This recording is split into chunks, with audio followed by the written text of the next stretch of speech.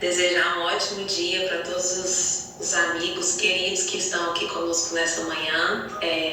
Abri uma agenda na sexta-feira, logo no comecinho do mês. Eu sei que não é fácil, mas eu tenho certeza que a gente vai ter uma manhã muito proveitosa e eu espero sinceramente que a gente possa tirar reflexões para a vida, inclusive. Então a gente vai debater sobre um tema importante que tem avançado bastante no mundo acadêmico, mas mais do que isso, a gente pretende que esse tema faça parte da nossa vida e justamente por isso eu peço que vocês olhem com todo o acolhimento. Tá dando eco, né? Doutora Luiz, a senhora está com dor dispositivos? Não. Acho que deve ter alguém com... Tem o microfone aberto. Deixa eu localizar aqui só um minuto. Pronto. Então, como eu ia dizendo, a ideia dessas reflexões é fazer com que a gente possa expandir as nossas compreensões sobre o envelhecimento para além da equipe profissional que a gente trabalha, né? Então, eu quero começar fazendo uma perguntinha para vocês. Renata, você pode disponibilizar para a gente, por favor? E peço que vocês coloquem no chat aí algumas respostas. A primeira resposta que vem à mente de vocês.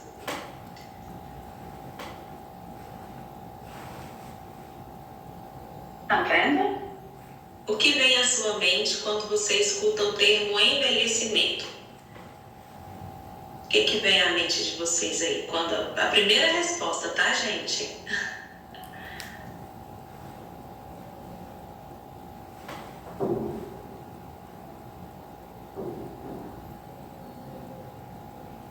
Legal.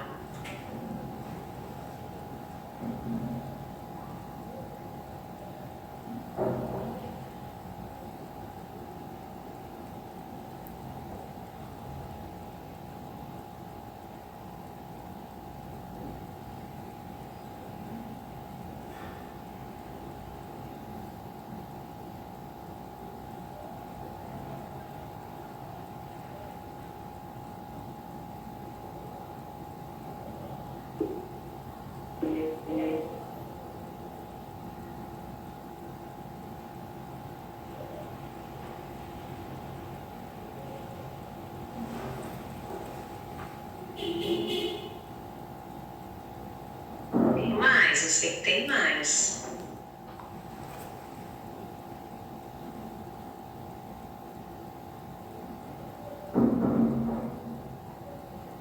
De todas maneiras, eu confesso que para responder em uma palavra, vieram muitas coisas na minha cabeça. Imagina que não é de todo mundo também, né? E é incrível que só de olhar aqui a gente já percebe compreensões completamente antagônicas, né?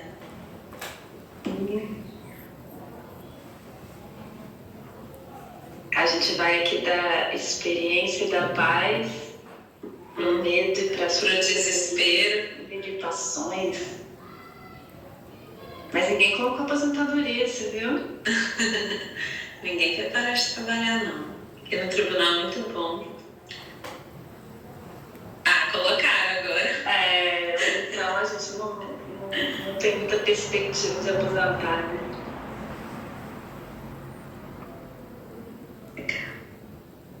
Mais um minutinho e aí a gente...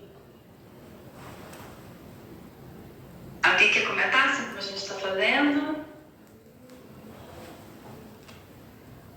Tem até a avó Luísa.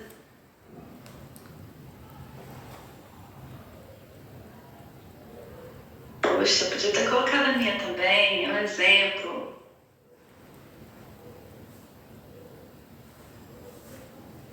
Legal.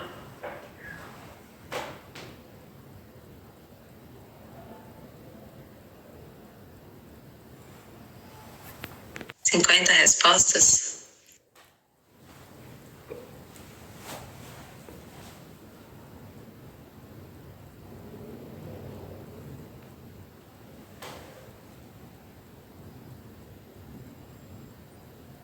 A senhora quer já ir comentando? Eu acho que sim. Eu acho que sim, Renata. Eu quero primeiro ressaltar como é importante a gente estar num ambiente assim, de comunhão propriamente dito, porque quando começaram as respostas, as primeiras, apesar de paz ter sido a primeira, a segunda, que foi a que gerou assim um maior impacto nas primeiras respostas, foi medo. E à medida que as experiências positivas foram sendo compartilhadas, tanto o tempo quanto a experiência começou a ter um pouco mais de protagonismo nessas reflexões. Então, de fato, a gente reflete muito do que as pessoas que estão perto da gente pensam, né? E aí acaba que o tempo e a experiência acabam sobressaindo. Mas a gente precisa refletir um pouquinho sobre essa quantidade de informações que tem aqui, referência ao medo, a limitações, a preocupação, a doenças, a rugas, a gastos, que de certa forma tem a ver com o passar da vida. É normal a gente fazer essa associação, mas ela pode ser minimizada quando a gente tem acesso a um pouquinho mais de informação. Até porque a gente tem muito medo daquilo que a gente não conhece, né? Então, quando a gente começa a ter um pouquinho mais de acesso às informações, às experiências, às novas perspectivas do envelhecimento, esse medo tende a diminuir. E aí a gente começa a ter uma avaliação mais positiva a respeito do passar do tempo. Afinal de contas, a gente só tem duas possibilidades, né? Ou envelhecer ou morrer. Então, a gente não tem outra escolha a não ser lidar bem com o passar do tempo. Essa é uma grande conquista da humanidade, o passar do tempo. E eu registrei essas primeiras reflexões, e a gente vai compartilhar um pouquinho aqui do que a gente preparou para hoje, e eu quero saber se a gente ainda vai manter essa mesma visão. Entrou? Entrou, Renata? Entrou o Forms. Ah, entrou o Forms? O Forms, não, desculpa, o Teams. Falei qualquer coisa, pensei outra. Ah, vou tentar de novo aqui. Peraí. Tá entrando. Agora. Entrou? Tá entrando, só um pouquinho. Pronto, agora perfeito. Então vamos lá. Vamos refletir um pouquinho sobre a importância das equipes intergeracionais, e essa frase de início, não temos mais idade para isso, já é fruto do diagnóstico que foi elaborado ano passado, um desenho importante, primeiro no país, a respeito da composição dos tribunais, e um dos marcadores a respeito da idade indicou que a nossa capacidade produtiva não permite mais que a gente tenha preconceito em relação aos colegas de trabalho, em relação à nossa própria permanência no mercado de trabalho a respeito da idade. Gente, para a gente poder situar no tribunal, vou partir de um contexto macro, é um contexto mundial, e que diz respeito a um fenômeno que tem acontecido no mundo todo, mas de formas diferentes.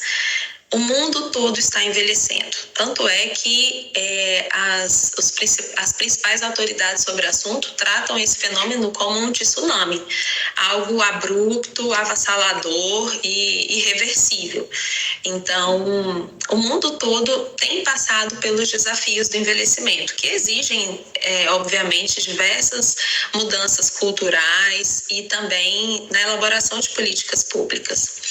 O que faz o Brasil ser um case, o que faz o Brasil ser diferente dos outros países, é que essa mudança demográfica ela aconteceu de uma forma abrupta. A França levou 145 anos para passar da proporção de 7% de idosos para 14% de idosos. 145 anos, o que o nosso país fez em menos de 20. De acordo com as estimativas, em torno de 18 anos a gente alcançou essa proporção, fazendo com que a gente pudesse colocar na mesma mesa várias gerações. Foi mais ou menos a partir de 1970, com o incremento das tecnologias, das condições de saúde, o próprio êxodo rural, que a gente teve esse boom da longevidade no Brasil e que veio também associado à baixa taxa de natalidade. Então, hoje a gente nasce menos e morre mais velho. E foi muito rápido esse processo. E um processo que tem gerado muitas modificações no contexto familiar também. Eu compartilho a minha experiência. Minha avó materna teve 11 filhos, minha avó paterna teve 7 filhos, os meus pais 3, eu 2. Então, assim, convivendo juntos com perspectivas completamente diferentes a respeito da composição da família. Então, hoje nós temos famílias menores e famílias mais longevas, fazendo com que aqueles cuidadores oficiais que estavam normalmente vinculados ao processo do envelhecimento tivessem novos desafios, porque a vida do cuidador também é longeva. Então, esse gráfico aqui mostra mais ou menos o que vai acontecer com o Brasil em 2100, numa perspectiva assim, numa estimativa baixa. Em Brasília, em 2030, nós já vamos ter mais idosos do que jovens, em Brasília. E a nossa taxa de recomposição populacional também já é menor do que 2%, ou seja, aqui em Brasília já estamos num déficit populacional em termos de taxa de natalidade. Essas mudanças relativas ao envelhecimento nos levam a pensar em quem é o idoso, né? Como foi que a Organização Mundial da Saúde fez essa classificação? Como que se escolhe quem é a pessoa idosa? Por que existe tanto preconceito em relação a essa classificação etária? Bom, diversos fatores foram levados em consideração para a definição de quando a pessoa entra nessa faixa etária da vida, né, nesse segmento. Nos países desenvolvidos, em que as condições de qualidade de vida, a estrutura de saúde acontece ao longo de toda a vida, existe saneamento básico, uma boa taxa de escolaridade, são considerados idosos, pessoas idosas, quem tem 65 anos ou mais, segundo a OMS. Para países em desenvolvimento, que é o caso do Brasil, 60 anos ou mais. Vários fatores são considerados para essa definição, para a estimativa do que é verdadeiramente o envelhecimento. Então, a gente tem fatores sociológicos, a gente tem fatores ambientais, psicológicos também, porque tem muito da própria avaliação, como a pessoa se sente, se a pessoa se sente velha, se a pessoa não se sente. E aí eu já quero chamar a atenção que velho é um termo acadêmico, vem de velhice, não é pejorativo. Então, todos esses fatores eles foram substituídos exclusivamente pelo critério cronológico, segundo a OMS, para facilitar a elaboração de políticas públicas. Porque a gente sabe que, por exemplo, no próprio Brasil, que tem uma extensão do sertanejo, é muito diferente da velhice do sulista. Então, até pelo estereótipo, a gente percebe como as condições de trabalho, condições de saúde, interferem nessa chegada ao amadurecimento. Mas, para fins de elaboração de política pública, a OMS definiu 60+. Isso exclui automaticamente os pictogramas, os imaginários que fazem com que a associação à pessoa idosa seja feita à doença exclusivamente. Essa imagem que está à minha esquerda, que é a imagem de um idoso encurvado, segurando uma bengala, era a imagem que beirava os estacionamentos privativos, os estacionamentos exclusivos. E, de fato, gente, hoje, considerando o avanço da ciência e as diversas condições que permeiam a complexidade do ser humano, poucos idosos chegam aos 60 com esse estereótipo. Poucos.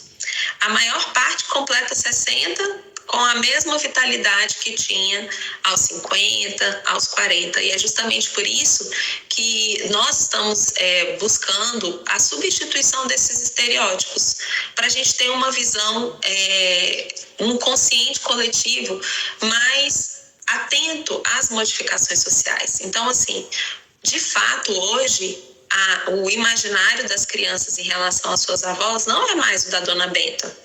aquela senhora que ficava lá balançando na cadeirinha de balanço, com óculos na ponta do nariz, fazendo crochê.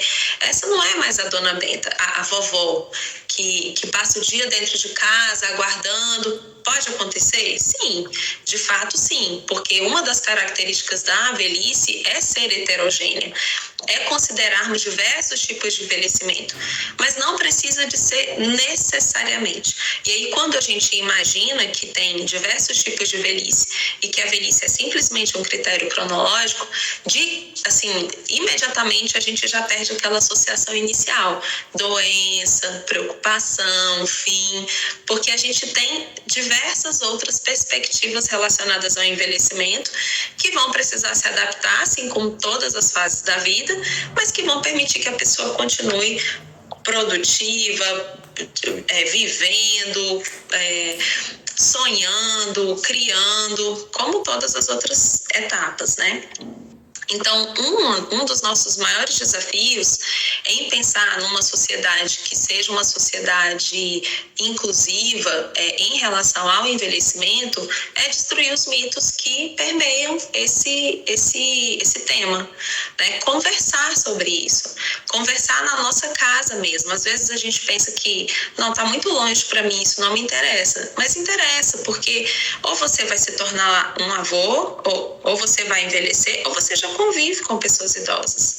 Então, esse tema interessa, sim. E hoje, no mercado de trabalho, com uma perspectiva cada vez mais distante de uma aposentadoria, a gente vai precisar, e de forma muito saudável, eu de fato acredito que isso aconteça, conviver com diversas gerações no ambiente de trabalho e extrair daí as maiores potencialidades que essa convivência pode trazer. Então, a gente precisa desconstruir os mitos, né? Todo velho é chato. Todo velho é repetitivo. Todo velho conta as mesmas histórias. Isso é mito. Todo velho é dependente. Todo velho precisa de cuidados. Todo velho é rabugento. Isso é mito. Não existe isso. Nem todo velho é bonzinho, porque os maus também envelhecem. Então, assim, nem toda vovó é boazinha. Nem toda vovó faz pão de queijo. Não, porque cada um vai ter a oportunidade de envelhecer conforme ele construiu ao longo da vida. Então, existe eu vou falar um pouquinho sobre isso mais à frente, que é um psicólogo que orientou um dos pilares do envelhecimento ativo, Baltes. Ele fala assim, que a teoria do curso da vida, a lifespan, a teoria lifespan, ela reflete justamente isso, que nós somos na velhice quem nós somos a vida toda. Então, se uma pessoa gostava de rock a vida toda, ela não vai deixar de gostar de rock porque fez 60. Ela vai ter os seus hábitos preservados, ela vai gostar dos mesmos livros, ela vai ter os mesmos hábitos, porque apesar de o passar do tempo trazer adaptações, a gente não muda a nossa essência. Então, como nós somos diferentes na vida adulta, nós também somos diferentes na velhice. Um outro mito é essa questão da velhice dependente, né? Que a gente precisa, de fato, pensar numa velhice que tenha a sua autonomia preservada. E esse, para nós, no judiciário, é um desafio muito grande, porque à medida que a quantidade de pessoas idosas permanecem realizando atos da vida civil, se comunicando, se relacionando, casando, desenvolvendo projetos de empreendedorismo, a gente vai precisar de entender que a autonomia dessas pessoas precisa ser preservada. Muita gente acha que à medida que a pessoa vai ficando velho, ela vai ficando gaga. É isso que a gente escuta na central. Não, envelheceu, já está velho. Como se essa compreensão das suas preferências e das suas vontades, ela não tivesse mais relevância nas principais decisões dessa pessoa. Então, quando a gente escuta lá na central que o idoso vai ao médico e que o médico se direciona ao seu acompanhante para perguntar o que ela está sentindo, quais são os remédios que ela está bebendo. Isso é uma violência, porque nós não estamos levando em consideração um ser que está ali e que tem a sua autonomia preservada. E ainda que ele não tenha, de fato, a gerar adaptações, a gente não muda a nossa essência. Então, como nós somos diferentes na vida adulta, nós também somos diferentes na velhice. Um outro mito é essa questão da velhice dependente, né? Que a gente precisa, de fato, pensar numa velhice que tenha a sua autonomia preservada. E esse, para nós, no judiciário, é um desafio muito grande, porque à medida que a quantidade de pessoas idosas permanecem realizando atos da vida civil, se comunicando, se relacionando, casando, desenvolvendo projetos de empreendedorismo, a gente vai precisar de entender que a autonomia dessas pessoas precisa ser preservada. Muita gente acha que à medida que a pessoa vai ficando velha, ela vai ficando gaga. É isso que a gente escuta na central. Não, envelheceu, já está velho. Como se essa compreensão das suas preferências e das suas vontades, ela não tivesse mais relevância nas principais decisões dessa pessoa. Então, quando a gente escuta lá na central que o idoso vai ao médico e que o médico se direciona ao seu acompanhante para perguntar o que ela está sentindo, quais são os remédios que ela está bebendo. Isso é uma violência, porque nós não estamos levando em consideração o ser que está ali e que tem a sua autonomia preservada. E ainda que ele não tenha, de fato, a gente precisa partir de um pressuposto de preservação dessa dignidade.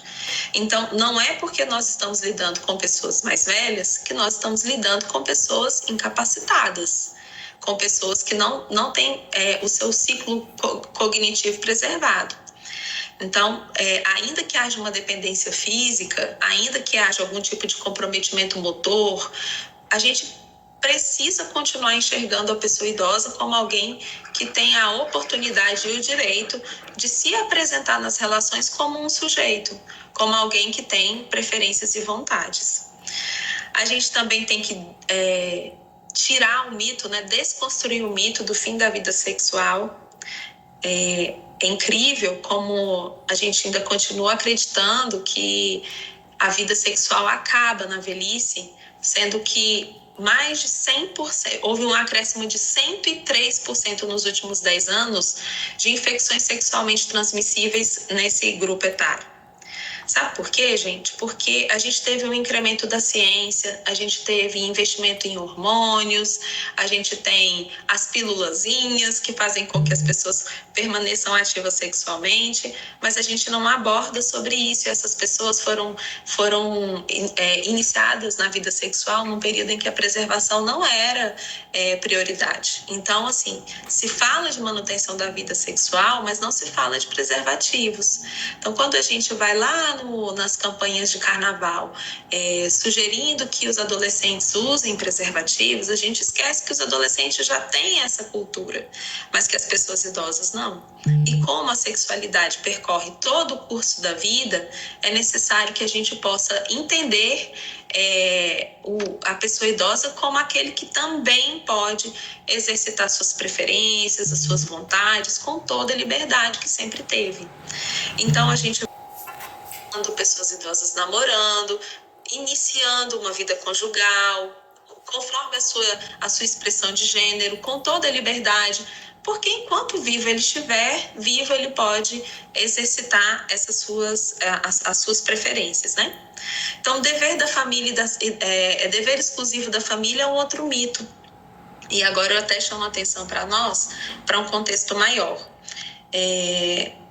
Antigamente, como eu mencionei nas primeiras conformações familiares, nós tínhamos famílias muito extensas, com filhos, que à medida que esses filhos iam nascendo, eles mesmos já iam assumindo a posição de cuidadores oficiais dos pais. Os pais morriam entre 50 e 60 anos, na década de 40, mais ou menos. Então, você tinha ali um ciclo normal de cuidados, que não era um cuidado longevo, como é o cuidado que a gente tem hoje, que vai até os 100 anos, ou até mais do que isso, né? Em outros países principalmente. Mas hoje a família está menor, é uma família monoparental, uma família homoparental, uma família que fez a opção de não ter filhos, uma família que tem poucos filhos ou que, tendo filhos, optou por mandá-los para outros países, para estudarem fora, para buscarem novas perspectivas de vida, e essas pessoas estão envelhecendo. E quando a família não assume essa responsabilidade, que de fato, de acordo com o artigo 229 da Constituição, é dever da família prover esse cuidado, esse aparato na velhice, quando a família não assume essa responsabilidade, é a sociedade e o Estado que vão precisar fazê-lo. Então, nós precisamos estar atentos a isso, porque aquele mito do antigo abrigo, do antigo asilo, ele vai se tornar cada vez mais comum. As instituições de longa permanência, espaços de acolhimento, de convivência de pessoas idosas vão se tornar cada vez mais comum, porque essas pessoas precisam continuar se relacionando e nem sempre a família vai ter condições de dar esse suporte. E nós, enquanto sociedade, precisaremos fazer esse papel. Já também desconstruindo mais um que tem a ver com a nossa atividade hoje, que é o preconceito intergeracional. A gente pensa que todo jovem tem preconceito em relação ao velho, mas a gente esquece que o velho também tem preconceito em relação ao jovem. A gente esquece que o velho também tem preconceito em relação ao velho. Então, tem muitos idosos que não querem se relacionar com outros idosos e tem muitos idosos que não querem se relacionar com pessoas mais novas. E as justificativas são as mais verdadeiras possíveis, mas nenhuma convence. Então, eles só falam de doença, ou não, o velho é muito chato, ou os jovens, eu não tenho paciência para esses meninos. De fato, existe preconceito numa via de mão dupla. E é por isso que conversar sobre o preconceito em relação à idade, o etarismo, é necessário tanto com pessoas mais novas, quanto com pessoas mais velhas também. Porque o esforço da convivência vai ter que partir de ambos, né? Então, assim, esse menino não sabe de nada, não é bem assim. Ou esse velho é chato, também não é bem assim. Então, esse encontro, como a Renata mencionou aqui, esse encontro de gerações, ele vai depender de nós, um compromisso de aceitação, de responsabilidade, de convivência, inclusive, assim, de cooperação, porque a gente vai ser confrontado, mas não desafiado, né? Então, a gente vai aprender coisas novas a partir dessa convivência intergeracional. E, por fim, achar que todo idoso é criança, que todo idoso precisa de ser tratado no diminutivo, e que todo idoso precisa de uma condição diferenciada, inclusive de trabalho, que ele precisa ser tutelado, que ele não pode carregar peso, que ele não pode acordar cedo, que ele não pode ficar até mais tarde no serviço. Entendendo a vulnerabilidade como sendo o centro da vida daquela pessoa. E, de fato, não é. Então, o idoso tem suas preferências, suas vontades, suas experiências. Ele não é uma criança. A gente não pode decidir por ele, não pode escolher o que é melhor para ele. E é por isso que o preconceito etário ele é tão difícil de ser discutido e afastado da sociedade, porque, às vezes, ele tem cara de cuidado, às vezes, ele tem cara de acolhimento. E a gente precisa, de fato, entender que, primeiro, a gente precisa levar em consideração o que a pessoa pensa de si. E depois, o que a gente pode fazer para ampliar, incentivar ou melhorar essa convivência a partir do que a pessoa pensa de si. Então, a gente tem aí alguns mitos para serem desconstruídos e eu quero encerrar com essa foto. Porque essa foto, fui eu que tirei essa foto. Eu fico procurando assim na vida esses momentos simbólicos e eu achei essa foto demais, assim. Aqui a gente afasta o mito do ainda, né? Você ainda viaja? Sim. Você ainda namora? Sim. Você ainda tem expressões de carinho? Sim. Você ainda enfrenta uma água fria de cachoeira? Sim. Você ainda se expõe? Você ainda usa biquíni? Sim. Então, assim, sim, eu ainda vivo. E enquanto vivo eu estiver, eu tenho o direito, a oportunidade de fazer as minhas escolhas. Então, eu posso escolher que tipo de velhice eu quero ter. Eu posso escolher ter uma velhice cheia de procedimentos estéticos Posso, é um direito seu. Você pode escolher fazer todos os procedimentos estéticos que você desejar. Você pode escolher ter uma velhice totalmente natural, do jeito que Deus mandar, com os cabelos brancos e sem procedimento estético, também é um direito seu. O direito que precisa ser preservado é justamente o de você escolher como você viveu a vida toda e como isso vai refletir na sua velhice. Então, eu achei linda essa foto, eu achei lindo esse momento, eu fiquei namorando esse momento um tempão, justamente por compreender que, sim, a vida existe e eu não sei qual foi a história que esse casal passou, mas eu posso aqui elocubrar, né? Tiveram filhos, os filhos saíram de casa e agora eles se reencontraram, né? Porque agora a vida conjugal retomou, pode ser? Ou não tiveram filhos, se encontraram na maturidade, estão aproveitando o momento, pode ser também. Mas, de toda forma, a gente vai ter que desconstruir na vida real os mitos, os preconceitos, para que a gente possa olhar para o nosso colega de trabalho e entendê-lo como alguém que tem essas experiências fora do trabalho também. Né? A gente vai ter que pensar assim, essa pessoa que está aqui, ela é mais velha, mas ela também ama, ela também sai, ela também namora, ela também viaja, ela também tem planos, assim como eu.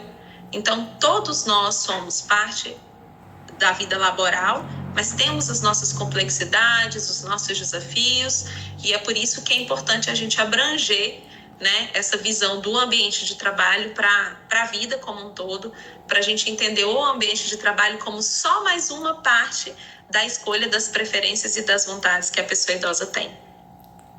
Porque, de fato, esse é o nosso único denominador comum. Então, independentemente da nossa posição ideológica, da nossa capacidade ou incapacidade, da nossa cultura, da nossa classe social, da nossa escolaridade, da nossa cor, da nossa questão de gênero, enfim, independentemente de quem nós somos, esse é o denominador comum. Nós todos vamos envelhecer. Então, não faz sentido nós criarmos separação no ambiente de trabalho, divisão no ambiente de trabalho, a respeito do envelhecimento. Esse não é um critério racional da humanidade. Então, o ideal seria que a gente pudesse enxergar essas nossas diferenças como potencialidades, né? E não como fatores de segregação. E aí, gente, eu trago para a nossa reflexão o que diz o mundo, né, sobre o envelhecimento. Já que o mundo todo envelhece, esse é um tema que a Organização Mundial da Saúde já preconizou como sendo bastante importante.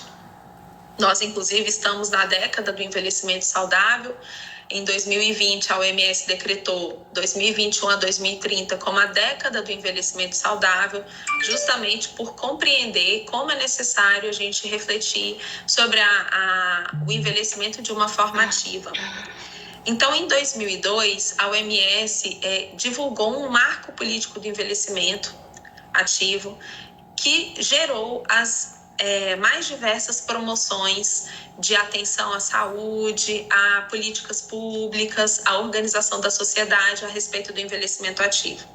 Então, a gente tem hoje como desenvolvimento do envelhecimento noções de saúde, de participação, de segurança e de aprendizagem ao longo da vida. São 4 pilares do envelhecimento.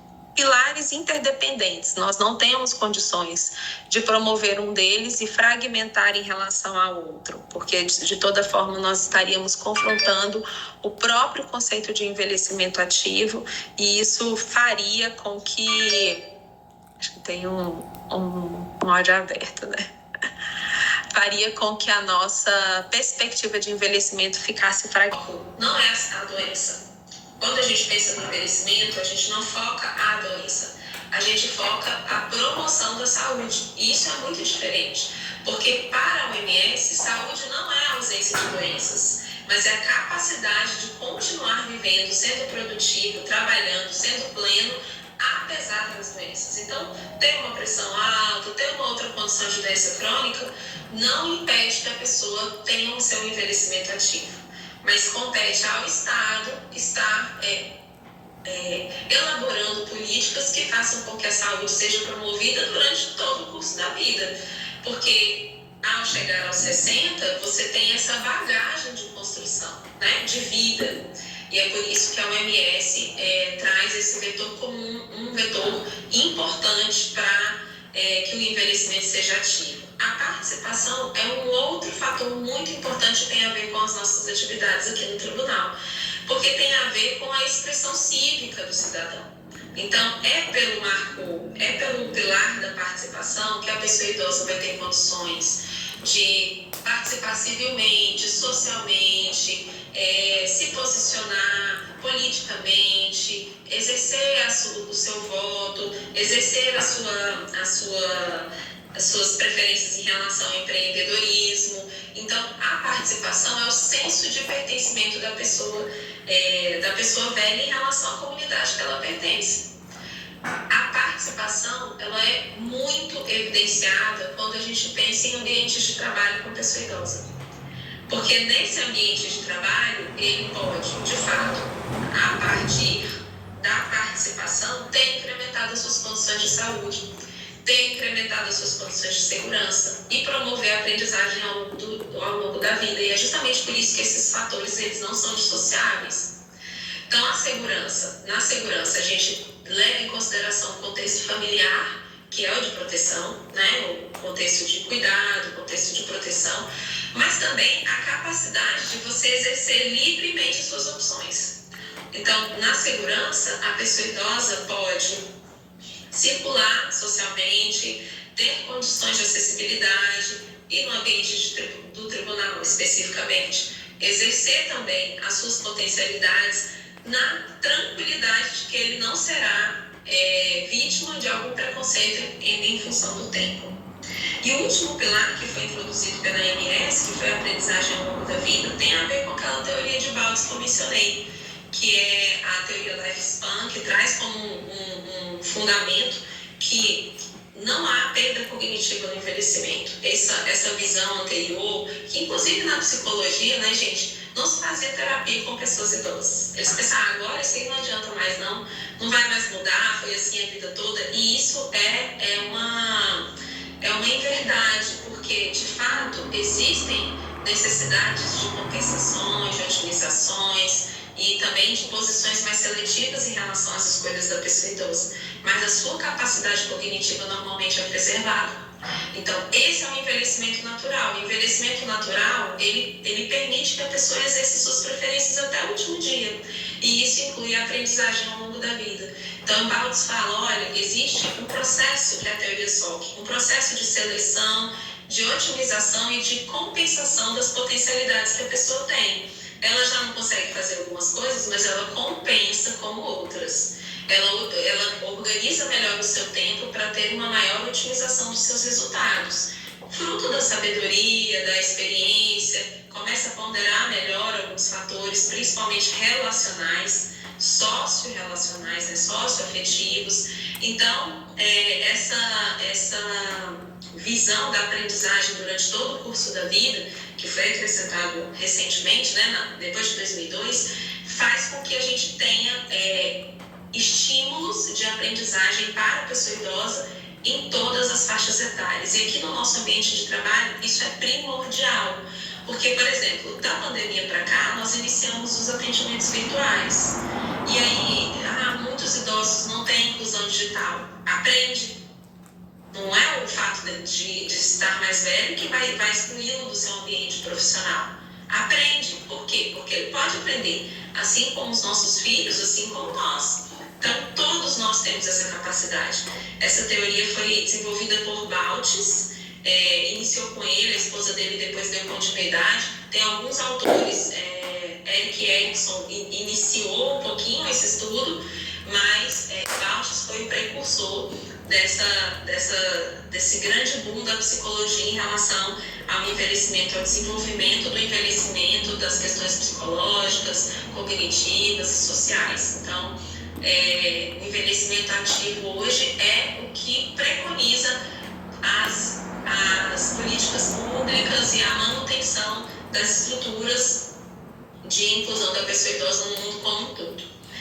Partindo agora, depois dessa dessa introdução para o que a gente tem aqui como desafio institucional, equipes intergeracionais. Gente, vocês assistiram esse filme? Vocês assistiram? Alguém aí não assistiu? Porque vai rolar spoiler. Momento motivacional. Gente, quem não assistiu, Top Gun Maverick, tem que assistir. E quando for assistir, olhe nessa perspectiva do que simboliza a junção de forças, do que simboliza essa ideia de várias gerações em busca de um objetivo comum. Eu vou tentar não estragar o filme aí, tá, gente? Para quem não assistiu ainda, vou tentar. Mas eu vou acabar. Eu coloco o nome do filme no chat. Coloca pra gente aí, por favor. Então, esse filme, Top Gun, eu acredito que todo mundo que tá aqui deve ter assistido o primeiro, né? Então, no primeiro, o Maverick, que é esse ator, Tom Cruise, que não envelheceu, diga-se de passagem, ele desenvolveu diversas habilidades no campo da aviação civil e se tornou uma potência e era muito competitivo e tinha algumas rixas para ver quem pilotava melhor, enfim. O primeiro Top Gun tem mais ou menos alguma coisa a respeito disso. E fez alguns inimigos, fez alguns amigos também, e seus amores, e tudo se desenvolveu dentro de uma única geração. E aí, agora, 30 anos depois, as equipes da mesma base aérea, Top Gun, foram desafiadas a atingir lá um alvo inatingível. E dentro desse alvo inatingível, os profissionais, os pilotos que haviam sido selecionados, os melhores, né, disponíveis, que haviam sido selecionados, todos novos, muito competitivos, tecnicamente muito preparados, eles ainda não estavam conseguindo alcançar esse alvo. E aí, por causa disso, a academia Top Gun resolveu chamar o Maverick, que era o piloto mais exponencial há 30 anos atrás, e que veio para a academia agora compartilhar suas experiências. Eu não vou ir além disso, apesar de ter me preparado para ir um pouco além, mas o que eu queria chamar a atenção para vocês nesse sentido? O filme trata muito dos desafios que nós temos vivido hoje. São duas potências e a gente pode enxergar como o nosso ambiente profissional pode ser maximizado quando a gente associa essas duas potências. Nós estamos aqui lidando com equipes de alta performance em termos de vigor, em termos de produtividade, em termos de velocidade e de adaptação. Mas nós não estamos lidando com pessoas emocionalmente maduras. Então, infelizmente, até pelas condições que a tecnologia nos trouxe, nós estamos vivenciando equipes ainda não maduras, ainda muito sensíveis ao feedback, sensíveis à correção, sensíveis ao ajuste de rota, sensíveis às frustrações que são geradas em relação à expectativa. Então, assim, quando o Maverick entra nessa equipe, ele percebe que não era mais de competências técnicas que a equipe precisava, não era mais de treinamento técnico que a equipe precisava se relacionar. A equipe precisava se encontrar fora do expediente de trabalho. A equipe precisava confiar um ao outro, porque, a grosso modo, né, colocando assim numa exponencial, nesse caso eles confiavam a própria vida, porque era a capacidade que um tinha de pilotar que ia preservar a vida do outro. Mas quando a gente pensa no nosso ambiente profissional, nós também estamos confiando a nossa vida, as nossas potencialidades, aquilo que a gente consegue produzir. Então, quando a gente cria um ambiente em que a sabedoria, o tempo de resposta, a tranquilidade, ela seja associada ao vigor, nós potencializamos a nossa capacidade de dar respostas mais efetivas, mais humanas, mais justas, inclusive no nosso próprio ambiente de trabalho. Então, não é só pensando no usuário, e no usuário é importante a gente ter essa visão. Se todas as pessoas que chegam ao balcão da nossa vara, eles enxergassem um perfil único de servidor público, eles iam criar um estigma, ou de identificação automática ou de não identificação automática. Mas se uma pessoa mais velha chega no balcão de uma vara de família e é atendido por uma outra pessoa mais velha, a primeira barreira do contato cai.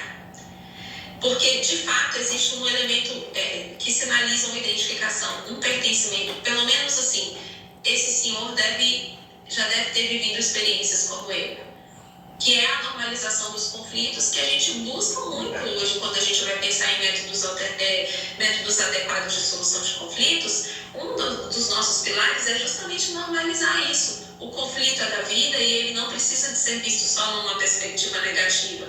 Então, se a gente identificar no conflito um viés positivo e normalizá-lo, a gente pode escolher qual é o método mais adequado para a solução. E quando uma pessoa uma idosa que é vítima de violência doméstica, chega no balcão e encontra uma pessoa mais madura, ela não se sente julgada, porque ela sabe que aquela pessoa já passou, já viu, já compreendeu quais são os dilemas que envolvem a criação dos filhos, por exemplo. Porque existe um fator humano que está por trás dos papéis, né? Então, as equipes intergeracionais, elas podem, de fato, produzir bons resultados em relação ao acolhimento ao público e também em relação à sua própria gestão, se a gente conseguir identificar quais são as potencialidades que podem ser desenvolvidas em cada uma das esferas dos nossos atendimentos. Então, a gente tem aí como vantagens uma cultura sustentável, de fato, uma família, passando valores de pai para filho. Então, existem espaços que são construídos a partir dessa conversa, dessa troca, a cultura daquele lugar. E a gente sabe, gente, eu tenho 20 anos de tribunal, 22 anos agora em setembro. A gente já conhece as varas, parece que você vai entrando na vara, você sente o clima, essa vara é mais pesada, essa vara é menos pesada. E tem a ver com as pessoas que estão no lugar. Não tem a ver exclusivamente com a matéria que é tratada naquele lugar. Então, essa cultura sustentável de aceitação, de aproveitamento das potencialidades, de acessibilidade de todas as limitações, sejam elas quais forem, porque as limitações não estão exclusivamente associadas à questão da idade, faz com que aquele ambiente seja tido como um ambiente saudável. Então, é uma cultura que é sustentada. E aí ela vai trazer um espaço, ela vai criar um espaço seguro para soluções criativas, que normalmente vem das pessoas mais novas, e para soluções empáticas, que normalmente vem das pessoas mais velhas. Então, imagino que é um ambiente com essas duas potencialidades pensando juntas. No ambiente corporativo, hoje a gente tem mentorias reversas, pessoas mais velhas sendo mentoreadas por pessoas mais novas. Os grandes CEOs estão vivendo essas experiências para terem um pouquinho mais de percepção das ferramentas tecnológicas, para saberem se comunicar melhor, principalmente em relação ao time, ao passo que esses CEOs mais velhos fazem o mesmo processo de mentoria com os mais novos, para, diante dessa velocidade, terem condições de se afastar do problema, pensar e trazer soluções que sejam ponderadas, que sejam sustentáveis a longo prazo e que possam trazer um programa de inclusão em todas as esferas. Então, nós temos vantagens, mas também temos os desafios, que é essa questão do preconceito etário na mão dupla, né? Ah, não, esse menino aqui não quer saber de nada, você nem sabe de nada, gente. Na minha época, essa frase é terrível. Quando a pessoa começa na minha época, é triste. Porque ela já fala assim, na minha época, para passar no concurso, precisava disso. a gente tinha que saber mexer na máquina e tal, a gente tinha que saber fazer isso. Na minha época, agora é de verdade, na minha época, quando eu entrei no tribunal, as sentenças que eram proferidas, elas eram registradas, elas eram impressas em 2 vias e uma para o livro tombo. Então, quando eu entrei no tribunal, a gente só podia imprimir na folha de rosto, depois registrar no livro tombo do tribunal, no livro de sentenças, e fazer aqueles arquivos enormes. Gente, se eu ficar só na minha época, eu não conseguiria estar aqui com vocês hoje. Porque, de fato, essa ferramenta veio para agregar, não veio para excluir. Então, outras ferramentas são da mesma forma. E os mais velhos precisam diminuir esse preconceito em relação aos mais novos. Da mesma forma que os mais novos precisam diminuir o preconceito em relação aos mais velhos. Olha, os grandes estudiosos do mercado hoje, eles têm sustentado com pesquisas científicas, tá, gente? Isso aqui não é achismo, isso aqui é base acadêmica, que não há competição pelo mercado de trabalho. Quando a pessoa idosa fica mais tempo no mercado de trabalho, ela está tendo mais tempo de poder aquisitivo, gerando um maior mercado. E quando o mercado está maior, nós precisamos de maior demanda e maior oferta, e por causa disso, mais trabalhadores. Então, é um ciclo que não acaba. A gente precisa pensar assim, bom, se hoje a capacidade financeira dos mais velhos aumentou consideravelmente, inclusive no Nordeste, 53% das famílias vivem com a renda do BPC, que é do benefício da prestação continuada. Quem sustenta famílias, grande parte no Nordeste, são as pessoas mais velhas. Se essas pessoas estiverem no mercado de trabalho, elas não estão tirando vaga de quem são novos. Essas pessoas estão produzindo mais mercado, mais recurso para gerar mais empregos.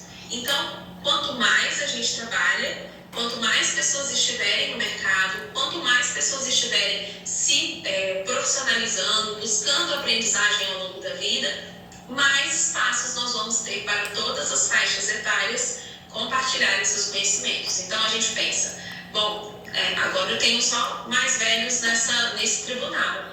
E aí, vamos parar de dar aula? Não. Se a gente está fazendo, está nessa percepção de que quanto maior a inclusão, mais ciclo de virtudes, vamos ampliar a nossa capacidade de abordar outros temas.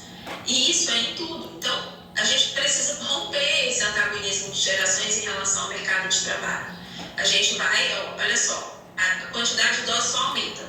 A quantidade de demandas em relação às pessoas idosas só aumenta. A quantidade de demandas de pessoas que estão no mercado, relacionando, alugando, comprando, vendendo, só aumenta, porque as pessoas idosas estão comprando mais e com alto poder aquisitivo. Então, a capacidade produtiva do tribunal vai também precisar aumentar. Então, se as equipes davam conta com 5 pessoas, elas vão precisar ampliar. Então, é um ciclo de virtudes. Nós não estamos brigando pelas mesmas vagas. Nós estamos gerando riqueza. E nós precisamos, de fato, compreender esse tempo das coisas. E o outro desafio também tem a ver com gestão por competência, porque aí o gestor vai precisar identificar onde cada uma dessas pessoas vai poder exercitar na sua plenitude aquilo que ela pode enfrentar de melhor, né? Na gestão por competência, a gente vai excluir esse corte etário, essa questão do horário, pode inclusive flexibilizar o horário, que é o que tem acontecido nas grandes empresas, né? Nas empresas de alta performance. Tem adolescentes que rendem muito à noite. Então, colocar esse funcionário para trabalhar às 8 da manhã, ele só vai acordar meio-dia, vai estar lá, mas ele não tem produtividade. Então, dentro desse gerenciamento por competência, os grandes gestores estão identificando qual é o melhor horário de rendimento e como a gente pode fazer para que todas as equipes entreguem o seu melhor. Essa foi uma reportagem que saiu na Forbes da semana passada e eu queria trazer para vocês como esse mercado está ampliando e o que a gente tem visto no tribunal tem a ver com isso, né? Do aumento da inclusão de profissionais 50+. Esses 50 a mais não são tecnicamente idosos, mas eles entram numa classificação que está se consolidando no mundo como sendo os envelhecentes, entre os 45 e 60. Os envelhecentes, eles são adultos, mas já são maduros. E os idosos são 60 a mais. Então ficou uns 50 ali, ele ficou meio perdido. É uma fase de transição, é uma adolescência dos mais velhos. E aí, por causa disso, ele recebeu essa classificação de envelhecentes. A Forbes destacou um grande avanço de empresas que têm buscado profissionais nessa faixa etária. Estão abertos processos seletivos no Boticário, na Comgás, na Pepsi, aqui no Distrito Federal, no Grupo Santa de hospitais. E aí eu achei sensacional, porque eles identificaram que pessoas mais velhas, fazendo aquele papel de concierge, traz um acolhimento para quem vai precisar fazer internação. Então, é como se o paciente estivesse sendo recebido por uma figura conhecida, uma figura materna, uma figura paterna, e não alguém que está com o tempo correndo ali, com uma velocidade rápida, sem esse processo empático. Então, identificando essa potencialização, e olha, gente, isso não é caridade não, tá? Isso é negócio, isso é business. Eles estão buscando potencializar os seus acolhimentos, eles estão querendo excelência no acolhimento. E eles estão buscando pessoas 50 a mais, não é para bater essa cota, é para aumentar a sua avaliação em termos de satisfação do usuário.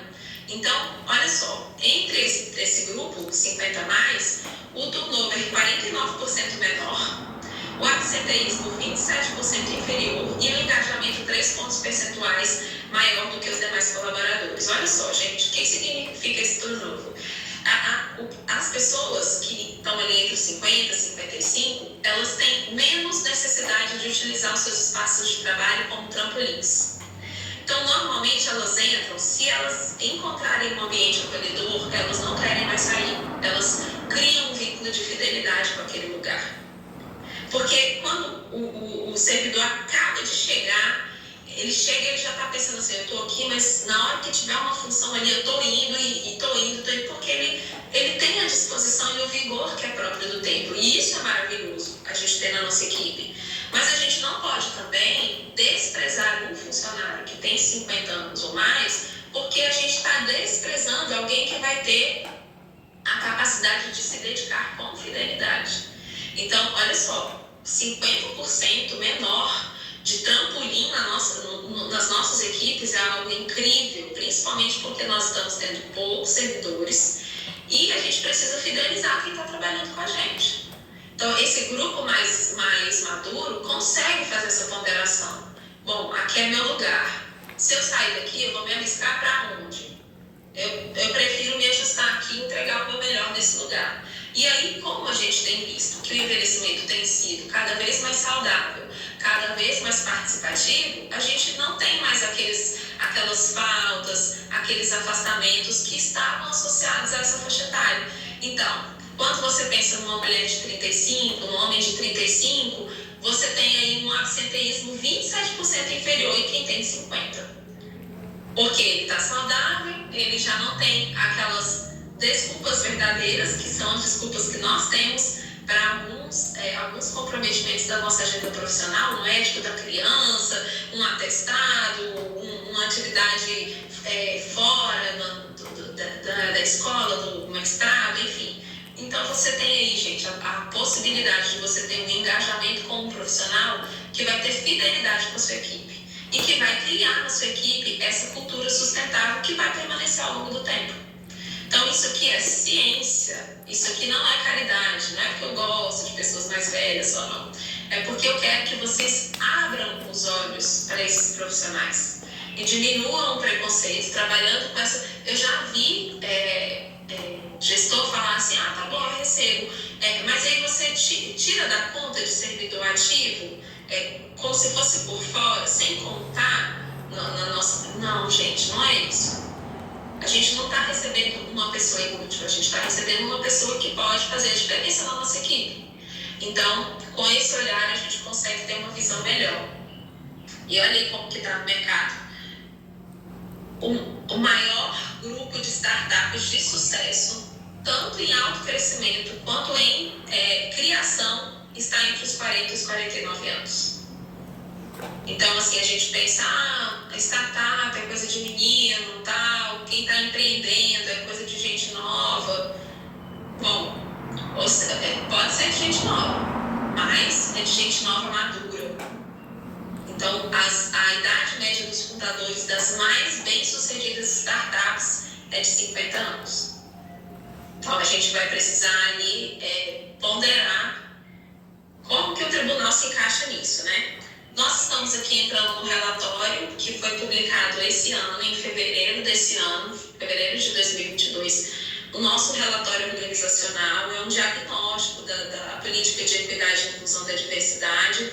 Diversos fatores foram considerados, um dos marcadores foi idade, outros marcadores também foram considerados, todos tiveram, assim, foram frutos de pesquisa, de uma análise qualitativa muito bem feita pelos servidores envolvidos nesse trabalho. Assim, de fato, quero parabenizar todos os servidores que estiveram envolvidos na produção desses diagnósticos. O meu foco é o foco da idade, trabalhei nesse grupo de trabalho também, e a gente identificou aqui como a nossa capacidade produtiva nas mãos dos 40 mais. Então, o tribunal hoje sobrevive com os 40 mais. Não são os mais novos, não, gente. A gente tem, entre os servidores, o nosso maior índice de servidores está na faixa etária de 40 a 49 anos, e os nossos magistrados entre 40 e 49 anos também. Então, essa é a faixa etária que congrega e a maior prevalência da nossa capacidade produtiva. Agora, sim, qual que é o desafio? Essas pessoas, eu, né, que tenho 42 e que estou dentro dessa faixa etária, e acredito que muitos de nós que estamos aqui hoje também se encontram nessa faixa etária, somos 40 mais, mas nós já estamos incluídos digitalmente, nós temos uma escolaridade alta e não estamos querendo parar de trabalhar tão cedo. Então, essa força produtiva, esse grande grupo de pessoas produtivas está envelhecendo, e em pouco tempo nós seremos a maioria. Se o tribunal não conseguir fazer essa recomposição de servidores, nós estaremos ocupando as posições de direção dos próximos anos do tribunal. E a gente precisa, de fato, trabalhar numa perspectiva de acolhimento para esse grupo que envelhece e também de acolhimento para esse grupo novo que chega e que vai lidar com gestores mais velhos, né? Então, começa aí, ó, porque hoje, dentro da nossa escolaridade faixa etária, os mais velhos, eles têm aí, ó, uma escolaridade menor. Entre 60 e 69 anos dos servidores ativos, a gente tem 18 com primeiro grau completo. A gente tem pós-graduados 126, mas o maior número de pós-graduados está entre os 40 e os 49 anos. Esses 2.000 servidores, eles vão envelhecer com essa pós-graduação. Eles não vão permanecer no primeiro grau completo, como hoje é a estimativa que se tem de escolaridade. Então, as funções de decisão, as funções de gerenciamento, as funções de gestão, as funções que têm a ver com o corpo estratégico do tribunal, ele pode permanecer nas mãos dos servidores mais velhos, né? Porque hoje não está. Hoje está na faixa dos 40 aos 49, que é o grupo que tem o maior número de mestrados, o maior número de doutorados e o maior número de pós-graduados. Então, esse grupo está envelhecendo com todas essas qualificações, com essa perspectiva de aprendizagem ao longo da vida, com essa perspectiva de continuar produzindo. Ou seja, daqui 20 anos, o nosso grupo de idosos vai ser bem diferente do que o que a gente encontra hoje no tribunal. E os servidores que estão entrando agora na casa vão se deparar com essa situação. E aí, qual que é o nosso desafio? Ó, a gente tem aqui no nosso grupo de trabalho algumas reflexões que foram passadas pelo grupo focal. eu vou ler porque isso aqui é um relatório, não foi a minha impressão, eu copiei do relatório sobre comunicação violenta. Perguntar para os idosos que estão trabalhando quando irão se aposentar ou porque ainda não se aposentou. Como se você que já tem tempo para aposentar, necessariamente tem que se aposentar. Não pode ser uma escolha pessoal. Então, isso é muito comum, né? Essa pressão dos colegas para aposentar, para poder liberar a função comissionada e o espaço para os mais novos. Isso é muito comum. Quando a gente vai pensar em gestão por competência, esse não deve ser o critério. Se ele for mais velho, mas for competente, ok, continua desenvolvendo a função. Se chegou um mais novo que tem outras ferramentas administrativas, que tem outras ferramentas produtivas, a gente pode pensar numa substituição, mas por causa da competência, não por causa da idade. Mas o fato é que ainda existe muito essa pressão para que os colegas mais velhos abram espaço, né? Eles sejam afastados do ambiente de convivência profissional na ideia de que eles estão ocupando um lugar que é um lugar de competição com os mais novos. Então, alguns colegas ficam assustados com o fato de ainda alguns mais velhos não serem aposentados. E falam assim, você já trabalhou tanto, vai para casa, tá na hora de você se cuidar, tá na hora... E é isso que a gente precisa ponderar, né? Quem é que decide essa hora, né? Gente, existem alguns estudos que falam um pouquinho sobre essa questão da aposentadoria por idade, da aposentadoria voluntária, compulsória, na perspectiva do mercado produtivo. Esses estudos, eles revelam que para o mercado produtivo, pagar uma pessoa em casa era mais barato do que tê-lo no mercado produzindo. Então, assim, a aposentadoria não foi um gesto de bondade dos grandes empresários do Estado, foi um gesto de compensação. Então, sai mais em conta para esse nível de envelhecimento ter essa pessoa em casa do que deixá-la produzindo, faltando trabalho, tendo uma série de complicações de saúde, ou de mobilidade, enfim. Então, quando a aposentadoria inicialmente foi pensada com esse viés. Há estudos desse tipo. Eu não posso dizer que foi isso mesmo. Enfim, há estudos nesse sentido. Para as pessoas que sustentam essa posição, como hoje as pessoas mais velhas não têm o absenteísmo que tinham os mais velhos quando a aposentadoria foi criada, elas têm saúde, elas têm envelhecimento ativo, elas têm capacidade produtiva, não se justifica pagar uma pessoa dessa para estar em casa se ela pode continuar produzindo. Então, a aposentadoria compulsória seria uma espécie de violência para a pessoa que produtiva não pode mais escolher contribuir com a sociedade.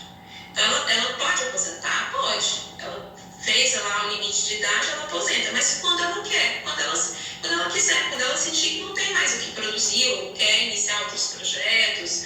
Mas o que nós temos visto hoje é que algumas pessoas se aposentam para iniciar novos projetos. Então, elas continuam produtivas. Elas vão dar asas a outros sonhos, às vezes sonhos que ficaram, vão voltar a estudar. A quantidade de universidades que estão com o grupo de estudantes 50 a mais é impressionante. Essa semana até fui dar uma palestra na Uniprocessos e eu fiquei impressionada com a faixa etária dos alunos. 40 a mais, certeza. Não tem mais aqueles meninos de 17. Então, assim, isso é algo para se pensar. Eu não sei se está certo, se está errado, não sei.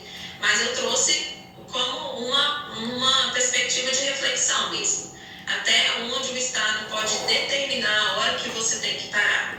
Né? E por que associar a aposentadoria a ser inativo, a estar parado, né? E não pensar na aposentadoria como um recurso de iniciar novos projetos, realizar sonhos que haviam sido suspensos ao longo da vida por uma ou outra circunstância. Então, não é mais voltar aos aposentos como era antigamente, né? O termo aposentadoria ele tem a ver com isso, voltar aos aposentos. E não é mais o que a gente tem visto hoje. Então, a gente também fala muito da cultura estereotipada.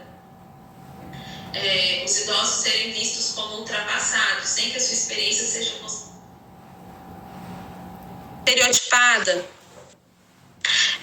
Os idosos serem vistos como ultrapassados, sem que a sua experiência seja considerada como algo importante na realização do trabalho.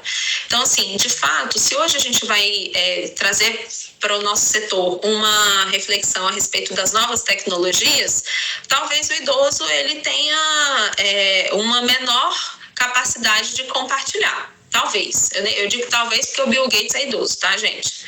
E o cara continua produzindo tecnologia igual um furacão. Então, talvez ele tenha uma menor capacidade de compartilhar sua experiência nesse ponto. Mas ele tem outras experiências, principalmente no que se refere a avaliações relacionais. Então, ele tem um pouquinho mais de sensibilidade para identificar que, às vezes, aquele servidor ele não é ruim.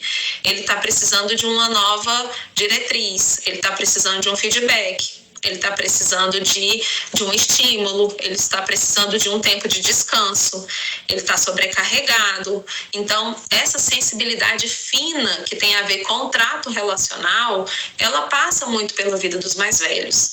Então, eles têm, sim, muita experiência que pode ser compartilhada, que pode ser vivenciada e que pode agregar nos nossos espaços.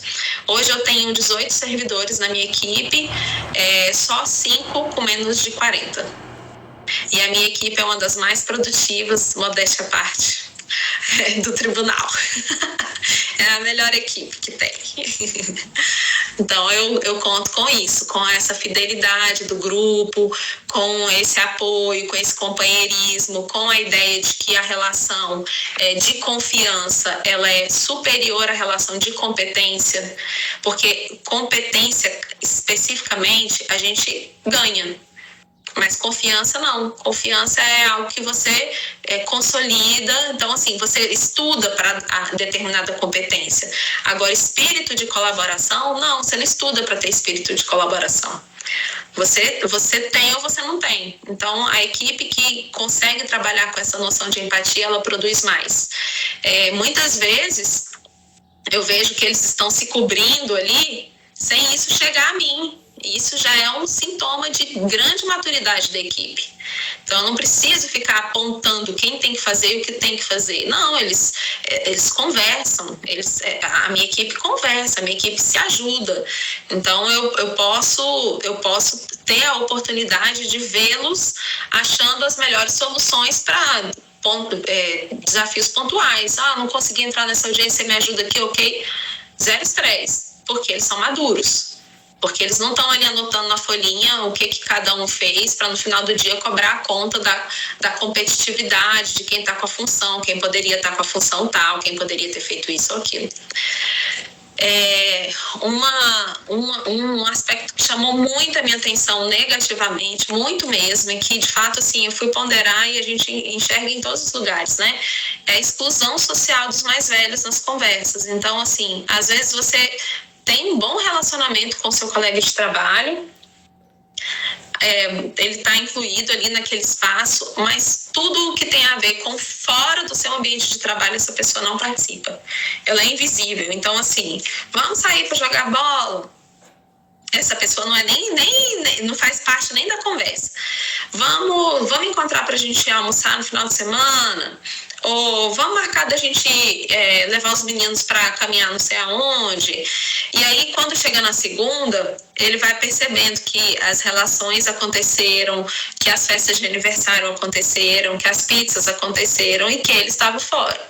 Mas se ele tem um bom ambiente de trabalho, qual seria a justificativa para ele não ser não compartilhar desses espaços? Então, às vezes a gente vive até bem ali, todo mundo se tolera, todo mundo se ajuda, mas as memórias de amizade, de companheirismo, elas vão sendo dissociadas desses outros espaços da vida da pessoa, né? Então, eu chamo todo mundo para o meu aniversário, exceto fulano. Fulano está velho, ele não sai à noite, não. Então, não precisa nem chamar. E às vezes ele se sente excluído por isso. Eu acho que é uma boa reflexão aí para a gente pensar no sentido verdadeiro da inclusão, né? O que é você, de fato, permitir essa inclusão. O preconceito também não se refere à gestão de pessoas para a localização do idoso. Então, como eu disse, né, às vezes, não, é mais velho, não, eu não quero não. Por que esse servidor está saindo aí? Não, é mais velho, já deve estar cheio de mania, já deve estar cheio de problema. Então, também é algo que precisa ser pensado. Algo que foi dito no nosso tema focal que a gente vai desenvolver é uma capacitação em tecnologia específica para isso. Então, faz parte da nossa política buscar essas ferramentas de inclusão digital da pessoa idosa ou de qualquer pessoa que queira participar desse processo de inclusão, né? Vai ser promovida para que todos os espaços sejam bem aproveitados. Um letramento a respeito da capacitação dos gestores, do corpo funcional do tribunal para lidar com a pessoa idosa. Então, até a forma como a gente se comunica, as palavras que a gente usa, tudo isso faz parte dessa nova visão, né, do envelhecimento numa perspectiva de comunhão mesmo, de estar no espaço comum, de compartilhar das mesmas ideias, dos mesmos objetivos, estar alinhado ao que pensa a equipe. E a política, que é uma priorização dos idosos em relação a ações de treinamento e capacitação para a utilização dos sistemas informatizados, que tem a ver com a resolução número 2, que a gente vai olhar aqui rapidamente para a gente poder abrir para as perguntas. Eu deixei um espaço para perguntas, para a gente poder conversar agora no final.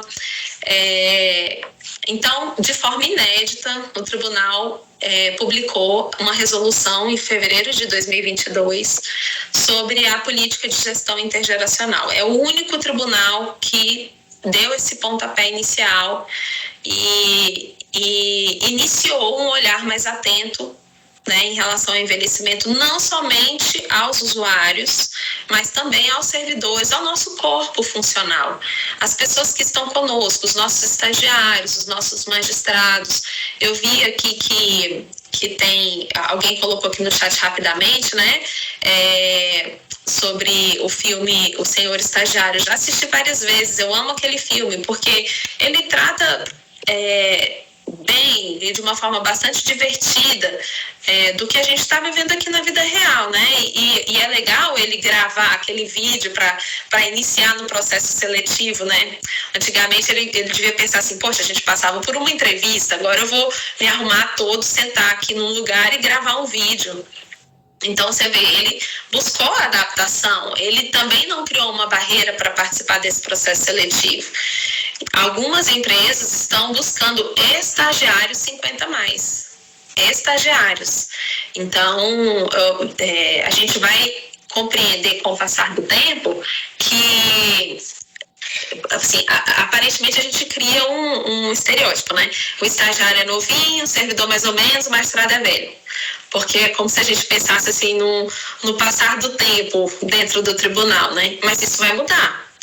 Isso já está mudando. Então, tem magistrados mais novos, tem estagiários mais velhos, e todos têm que contribuir, e todos têm com o que contribuir. Então, não é uma questão associada ao cargo, é uma questão associada à vida, né? Então, a política traz isso. Ela traz também os princípios e as diretrizes que vão direcionar o programa Entre Gerações, que já está sendo confeccionado, que já está em andamento, dentro dos princípios, já que a política traz essa visão mais ampla, uma visão mais teórica, uma visão de planejamento.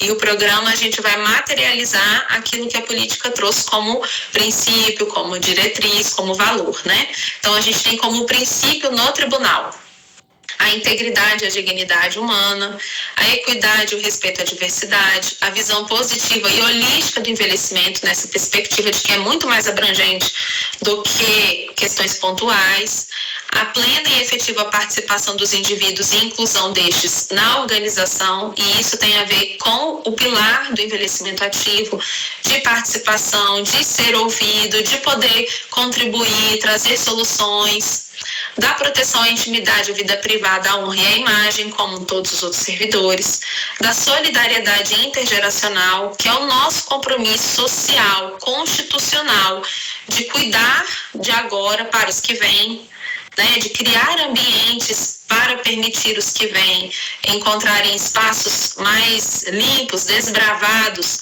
para novas perspectivas. Então, quem está aqui tem compromisso hoje de fazer o que há de melhor para nós e também para os que vão entrar. Então, quem vai entrar, quem vai tomar posse agora no concurso do tribunal, precisa ser acolhido e precisa ser acolhido com essa mesma visão, de que ele vai construir algo que se consolide para quem entrar depois dele.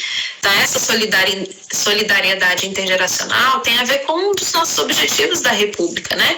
Construir uma sociedade que seja livre, que seja justa, que seja solidária. Então, no ambiente de trabalho isso também acontece.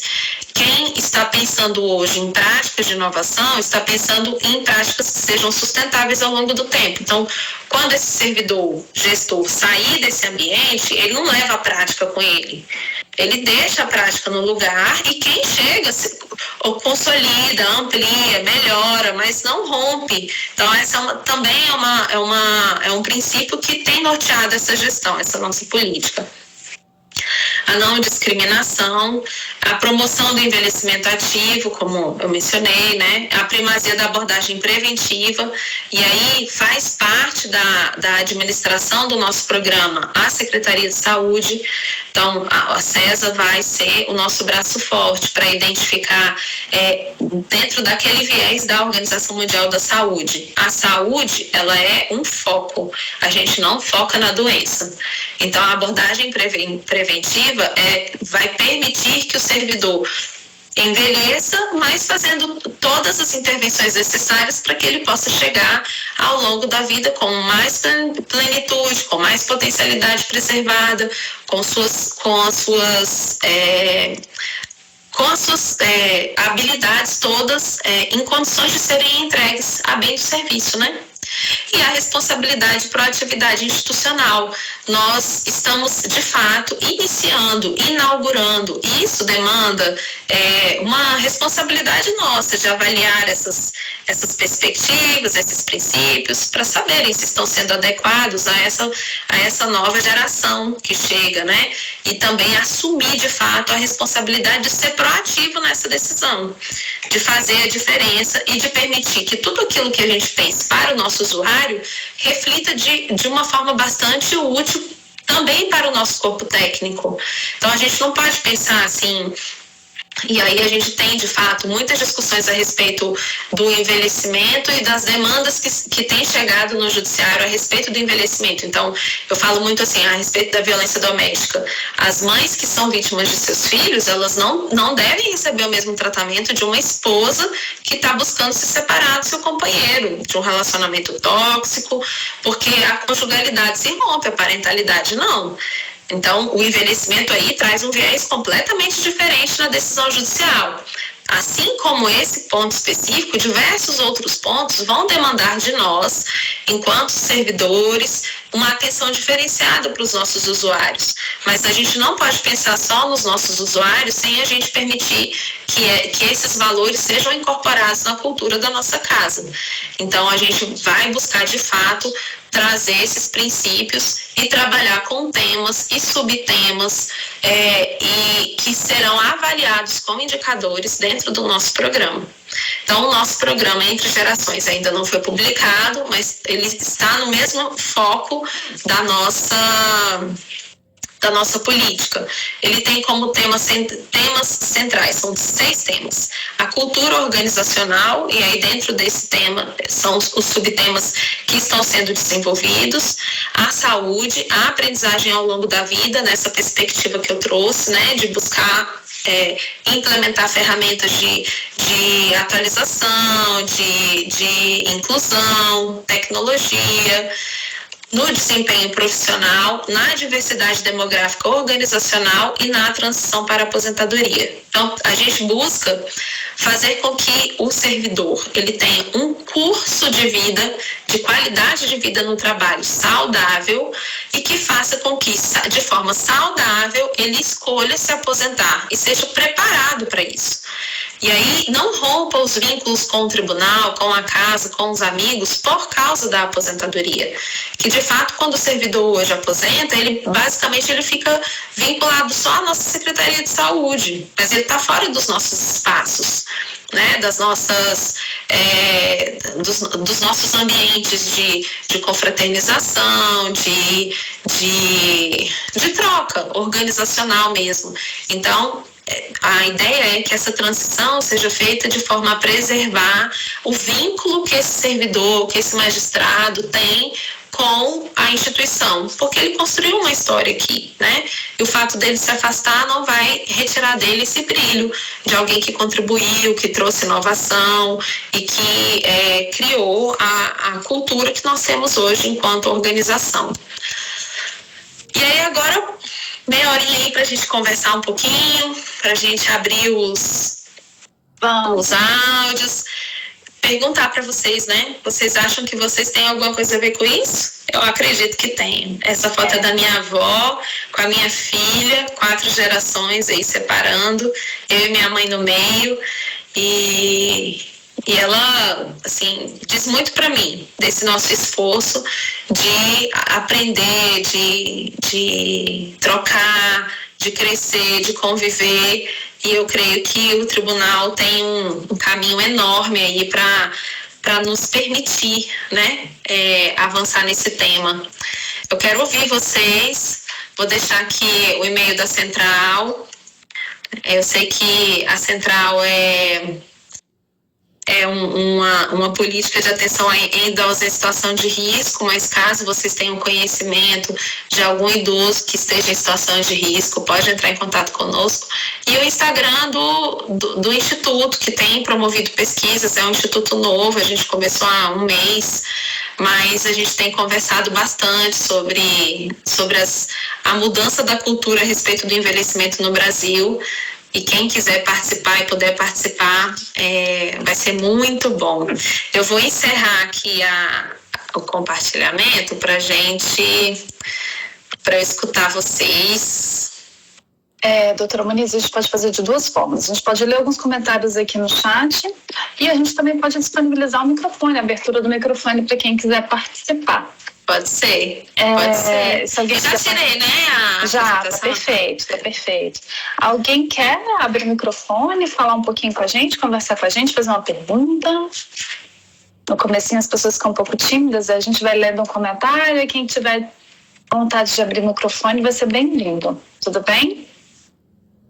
Bom dia, sou eu, Isabel. Ô, minha amiga querida, que coisa boa ter você aqui. Pois é, eu acabei de chegar ali do negócio, eu tô muito bagunçada aqui, eu não vou pôr minha imagem, não, vocês vão pensar que eu sou muito velha, eu não sou. Eu sou linda, velha, de cabelo branco, né, trabalhando, né, tô aqui no dia a dia, atuando na associação. Ensinando. Né, e falta pouco tempo para eu deixar o tribunal, né. Eu já estou chegando a minha hora, né? Então está chegando a hora da partida do tribunal, né? Mas não partida da vida. Com certeza, minha amiga. Eu estou assistindo aqui porque é uma alegria muito grande, além de ouvir a experiência dos nossos colegas sobre o envelhecimento, sobre, às vezes a gente não tem uma noção ou não tem uma ideia mais ou menos exata do que significa, o que é chegar e como chegar, né? Às vezes a gente ainda tem alguns preconceitos, preconceito da gente mesmo, com a gente, né? A gente mesmo estabelece algumas regras que são preconceituosas com nós, né? E nós que nos julgamos velhos, nós que nos titulamos velhos e nos colocamos nessa posição de inferioridade. Às vezes nós fazemos isso, né? Isso é muito ruim, né? Eu gosto sempre de estar com um batom mais alegre, de estar com uma roupa mais colorida, não gosto de me parecer feia, não gosto de me aparentar com a idade. Aliás, as pessoas têm dito que nem aparenta a idade que eu tenho, porque não é porque eu tenho preconceito contra a minha idade, nem porque não quero revelar a minha idade. Todo mundo sabe que eu declaro minha idade com a maior tranquilidade para todos os lugares em que eu vou. Mas eu não preciso ser feia, eu não preciso ser desarrumada, eu não preciso ser uma mulher descuidada, não é? Eu não preciso disso, principalmente a mulher. O homem já é mais conformado com a sua aparência, mas a mulher não. A gente gosta de estar bem. Então não é porque eu estou mais velha, porque eu já cheguei, já estou com mais de 70 anos, que eu tenho que ficar com aquela aparência daquela, como você disse, né, da vovó, aquela vovó antiga, aquele estereótipo de mulher velha. Eu sou avó, com o maior orgulho, amo minha neta, amo minha filha, amo as coisas, amo trabalhar, gosto de trabalhar, gosto de servir. Vai chegar a hora? Vai. Vou sair? Vou. Vou continuar trabalhando? Vou. Porque eu só vou deixar de fazer alguma coisa na hora que chegar a hora da minha partida definitiva dessa orbe. Mas até então, nós vamos aqui continuar lutando pela vida e lutando para viver bem. É isso que nós idosos temos que fazer. Procurando um médico, procurando um gerontologista, procurando as pessoas que podem cuidar da gente. Eu sou uma pessoa que gosto de ir nos médicos para saber como é que está o meu colesterol, como é que está a minha diabetes, como é que está o meu, sabe? Tudo isso a gente tem que procurar. Se meu rosto aqui está uma ruga muito aparente, né? Vamos lá tirar essa ruga. Por que ela precisa ficar aqui? Ela pode deixar para depois aparecer depois. Não é verdade? Não precisa de ficar aqui aparente. Porque ela está... Não, vamos tirar. Se puder tirar, né? Não necessariamente. Estou falando isso como uma forma de incentivar os colegas. Não, vamos sim. A gente tem que ficar bonita e bem conosco. E envelhecer bem é envelhecer gostando da gente. Precisamos nos amar, precisamos gostar de nós mesmos, porque se a gente não gostar da gente, ninguém vai gostar. Então, o primeiro passo para que possamos envelhecer bem é gostando de nós, como nós somos, como nós nos apresentamos, como nós vivemos. E uma opção de vida alegre, uma opção de vida mais saudável. Se eu gosto de caminhar, que caminhe todos os dias. Se eu gosto de nadar, que eu nade todos os dias. Não quero fazer nada, não quero servir de exemplo em nada, mas eu faço atividade física 5 dias por semana. Nado, faço hidroginástica, faço musculação, danço, faço aula de dança, faço isso 5 vezes por semana.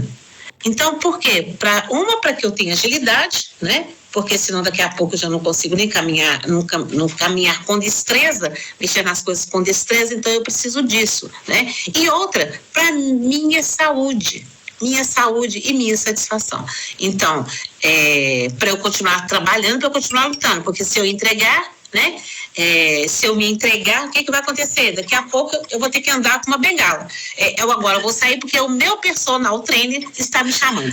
Um grande beijo a todos. Isabel, obrigada, querida. Você é uma inspiração para nós. Como eu aprendo com a sua vida.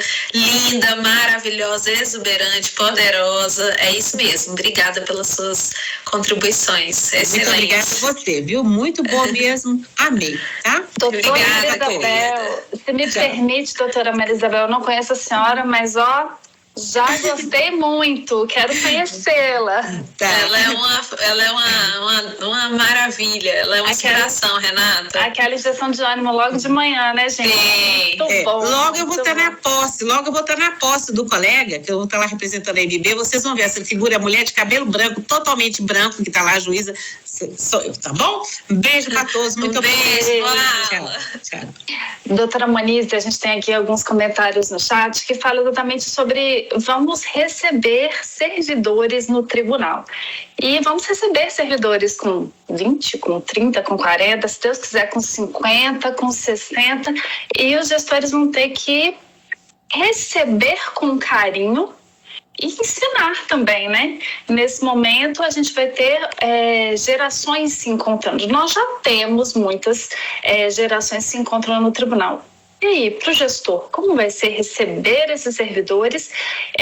Os de 20 numa equipe como a da senhora, com mais de 40, os de 40 nas equipes com pessoas mais novas, e esse jogo de cintura dos gestores? Como vai ser? Essa é uma pergunta muito boa, Renata.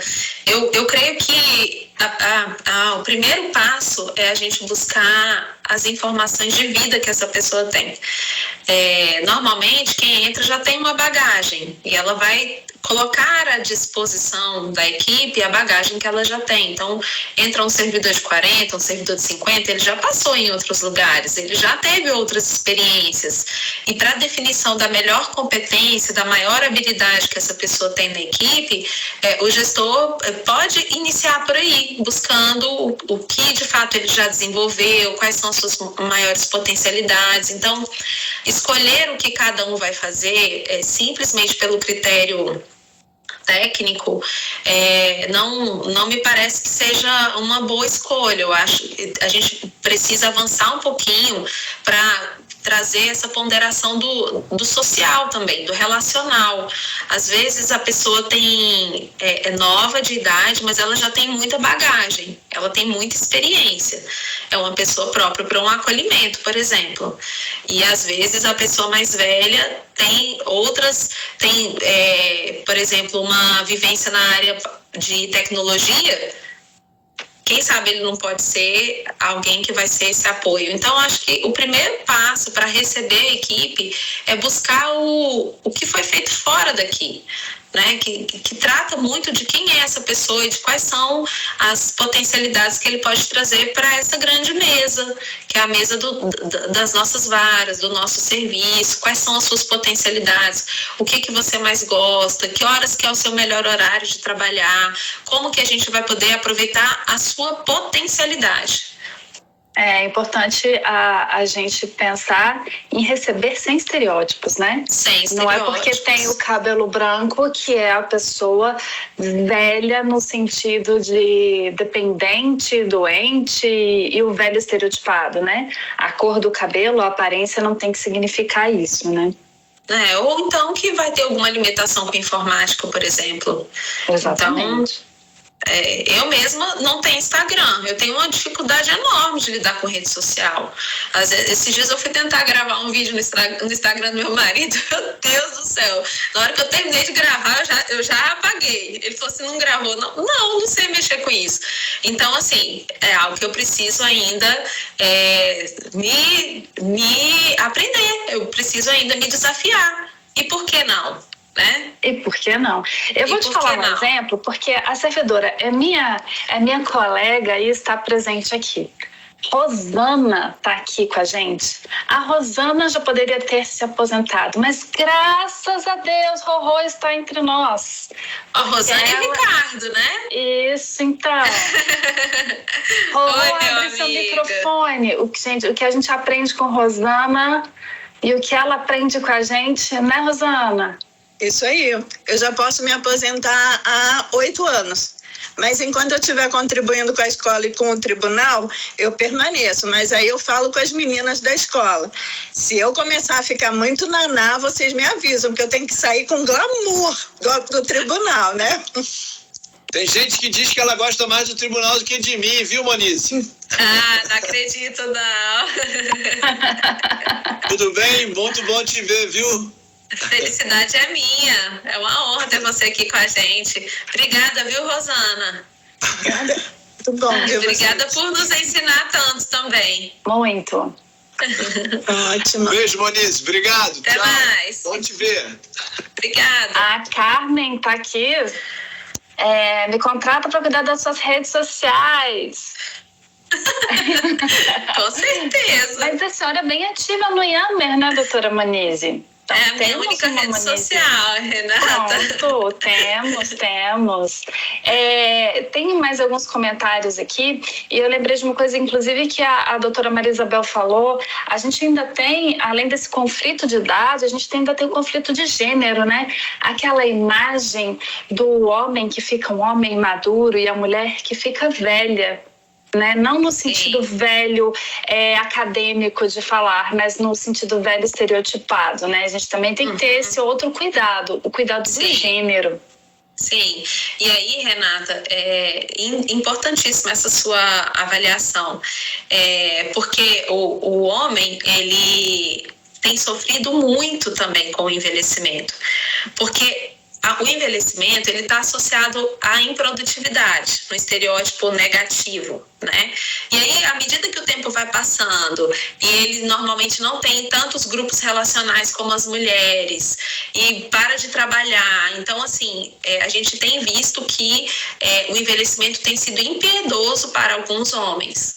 Mesmo que a gente ainda tenha essa ideia de que o homem maduro é charmoso, é bonito, a gente percebe que a cobrança pessoal do homem em relação à sua produtividade, à sua virilidade, que está tudo associado àquilo que ele escutou a vida toda, né? De que ele tem que fazer, que ele tem que ser o provedor, que ele não pode parar. Então, a gente precisa ter atenção com esse profissional mais velho também. E a mulher, eu acho que tem uma capacidade maior de adaptação. Então, se ela entra num setor, não consegue, ela vai para outro, ela lida melhor com essas questões de adaptação. Apesar de ser muito cobrada, principalmente por uma questão estética, né, por uma questão assim de performance, ela tem uma capacidade melhor de se adaptar. Então, são variáveis importantes aí pro gestor.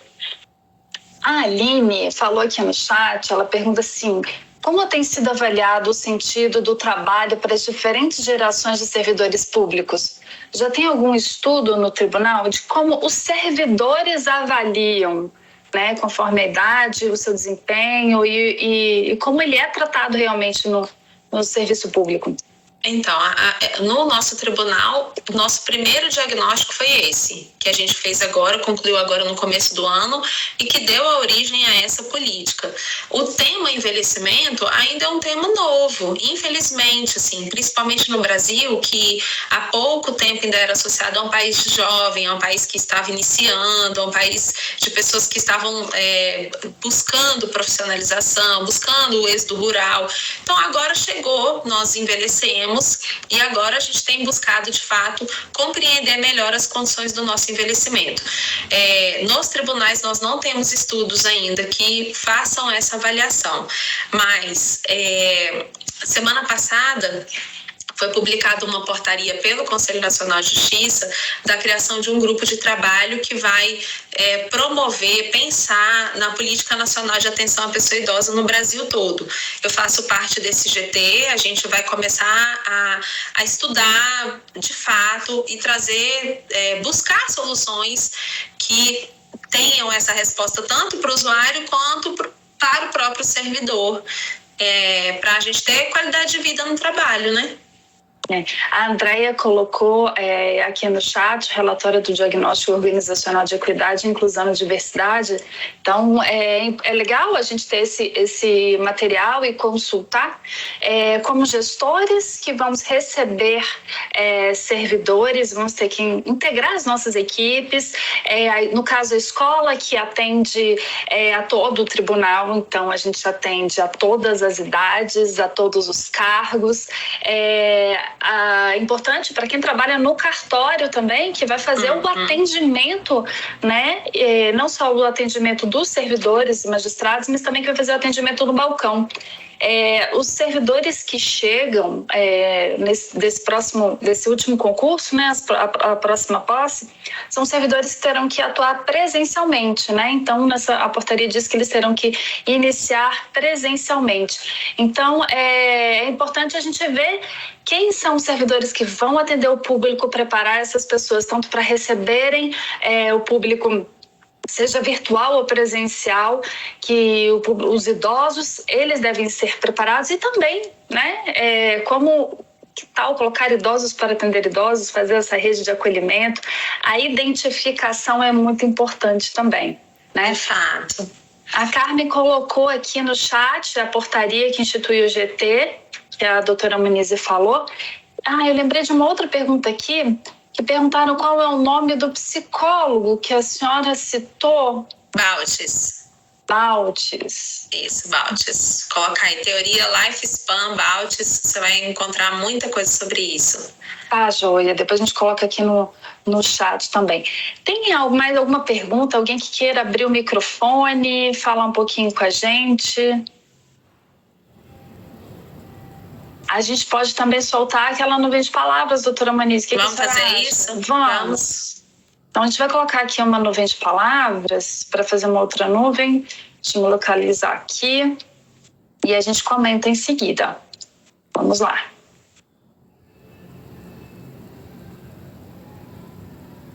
O que significou para você o nosso encontro de hoje?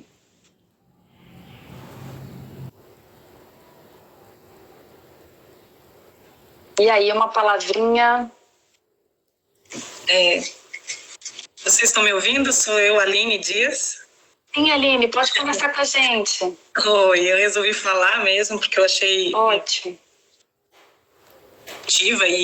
E a doutora Monize conseguiu colocar isso, potencializou minha curiosidade, aguçou ainda mais sobre mim mesma até. Isso, para mim, é um ganho, é uma excelência, né? E de trabalho que vocês estão fazendo. E realmente acho que agora a gente vai receber novos servidores e essa tensão que sempre existe, né? Tensão de tensionar muitas vezes, não uma tensão no lado só negativo, né? Mas que pode ser minimizada de diversas formas. E eu achei excelente o tema, né? E isso vai ser muito legal até para eu aprender e reaprender com os novos servidores e aprender comigo mesma. E essa questão do sentido do trabalho, para mim, foi uma coisa que permeou um pouco até do que a doutora Monize expôs, né? E que me deixou curiosa. E, assim, com esse sentido, ou com essa questão, se não minimizaria as tensões causadas com essa recepção, né? Se nós soubéssemos exatamente qual o valor que as pessoas estão dando, ou os novos servidores, ou geracional, né? Na verdade, porque até os novos servidores vão ter idades diferenciadas, nessa recepção, talvez minimizasse um pouco essa tensão, ou talvez ampliasse um pouco a nossa perspectiva na recepção desses servidores e um aprendizado maior até, quando a gente sabe o que está se passando na cabeça de cada um. Por isso eu questionei sobre a questão do sentido do trabalho, porque cada um leva de uma forma completamente diferente, e isso talvez facilitasse essa sucessão geracional, né? Excelente, Aline, obrigada. De fato, você trouxe aí muitas, assim, um resumo, né, do que a gente conversou aqui hoje, sobre a importância da gente aprender, da gente se colocar numa posição de quem aprende e também de quem ensina. Mas o que eu achei mais legal que você falou sobre essa questão da atenção. Na atividade física, é a atenção que leva à força, né? Quando a gente quer aumentar a nossa capacidade física, quando a gente quer ficar mais forte, a gente precisa submeter o nosso músculo a algum tipo de resistência. Então, olhar esse tensionamento de gerações de uma forma positiva, como você disse, potencializa a força da equipe. Cria, de fato, uma sinergia muito boa. Às vezes a gente tem um servidor que tem um problema com o pai e tem um servidor que tem na idade do pai essa função de acolher. Então, quem sabe a gente não pode promover esses espaços com um pouco mais de intencionalidade para suprir essas carências. Porque, como você disse, nós temos muitas perspectivas relacionadas ao trabalho. Tem gente que trabalha por causa do dinheiro, mas tem gente que trabalha por causa do propósito. Então, o nosso ambiente de trabalho, ele pode cumprir muitas funções da nossa vida, né? E ter esse espaço de acolhimento, de troca, de tensão que gera força, faz com que a gente aumente muito a nossa produtividade, nosso engajamento, a nossa perspectiva de trazer soluções mais criativas, e o gestor precisa saber lidar com isso. Então, quero agradecer mesmo essa reflexão, porque tem tudo a ver com o que a gente pensa sobre esse estresse saudável, sobre essa resistência que faz a gente crescer. Tirar a gente do comodismo, né? Tá tudo dominado aqui, tá tudo certo. Entrar alguém novo na equipe que vai fazer esse reajuste de competências, de palavras, de assuntos. Então, tudo isso faz com que a equipe possa crescer. Olha aí, Renata, como a gente já teve assim, um dia bom, né? Assim, um momento bom, aprendizado, esperança, boas perspectivas, riqueza, coragem, mudança. E a gente tem que começar isso logo cedo, né? Uma reflexão para receber pessoas, para acolher pessoas, né? Ou para sermos acolhidos também, né? Para impor também nossas vontades, impor os nossos sentimentos também, né? Somos envelhecentes, daqui a pouco seremos todos nós. Exatamente, estamos envelhecendo. E há virtude nisso. A outra opção é não estar aqui. Que estejamos envelhecentes, que estejamos por bastante tempo nesse tribunal, porque, infelizmente, a questão da aposentadoria é um outro departamento, né? Mas que estejamos juntos. Nossa, foi uma grande aula hoje. Temos muitos e muitos elogios aqui no chat, tratando esse webinar como um divisor de águas, nova visão sobre encontro geracional, esclarecimentos diversos, muito animador, palestra maravilhosa, desconstrução de mitos. Isso foi bem a aula de hoje, novo paradigma, né? Washington, envelhecentes, estamos envelhecendo, não tem adolescentes? Somos envelhecentes, né? Então há muitos agradecimentos aqui, doutora Moniz, e ainda temos alguns 5 minutos de papo gostoso, não? Eu agradeço muito, viu, Renata? Porque eu sei que existe um preconceito em relação ao tema. O pessoal, é igual morte, que a pessoa fala assim, não vou falar sobre isso para não atrair. E quando a pessoa fala assim, eu não vou nem falar de velho para não atrair.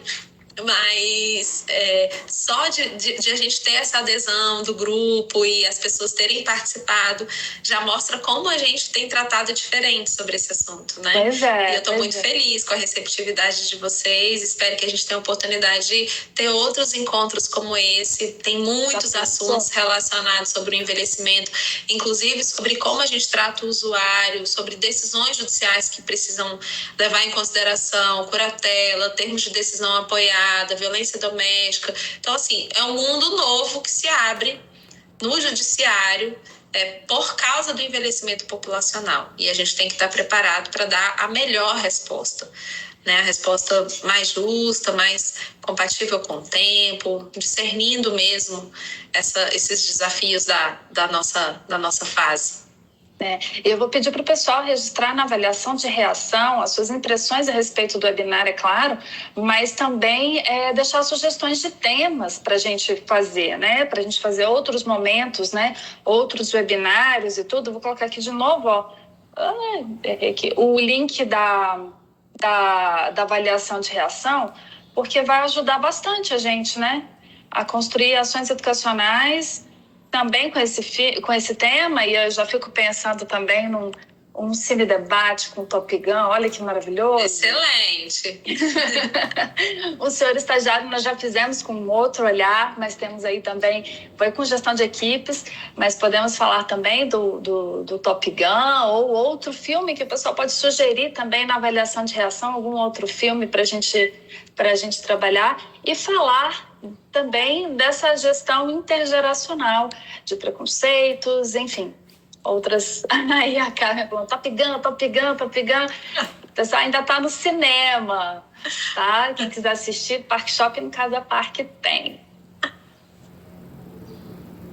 Bom, excelente. Em nome da escola, eu agradeço muitíssimo, sabe? A senhora sabe que eu já virei fã do seu trabalho, torço muito para que todo o trabalho junto à equipe do CNJ, né, o grupo de trabalho renda muito sucesso, Central do Idoso, e que todos nós envelhecentes sejamos acolhidos e respeitados, sobretudo.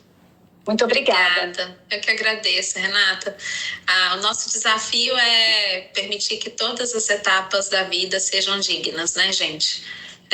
A gente não quer criar guetos, não, espaço só para isso ou só para aquilo, não. A gente quer que todos tenham acesso à dignidade, e inclusive à velhice. Inclusive. Muito obrigada. Obrigada, eu agradeço a todos, agradeço a equipe da Central que está aqui, aos nossos servidores que têm assim, um amor ainda maior por esse tema, por se dedicarem a atender idosos em situação de violência. Quem passa na Central sabe que não é fácil,